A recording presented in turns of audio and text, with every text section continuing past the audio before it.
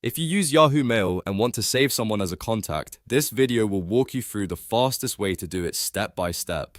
Whether you're adding a coworker, a client, a friend, or just cleaning up your inbox so emails are easier to manage, adding contacts in Yahoo Mail only takes a few seconds once you know where to look.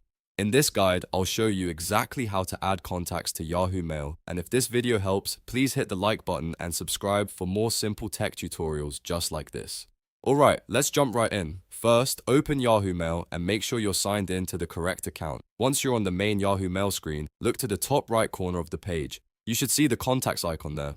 This is the area where Yahoo stores and manages all of your saved people and email addresses. Go ahead and click that contacts icon. After you open contacts, you'll see your contact list and contact management options. Now look for the Add New Contact button and click it. This is the option that starts the process of creating a brand new contact in your Yahoo account. Once the contact form opens, you can begin entering the contact details. Typically, this includes a name, an email address, and any other information you want to keep handy, like a phone number or company name if needed. Take your time here and make sure the information is spelled correctly, especially the email address, because that's what you'll use when sending future messages.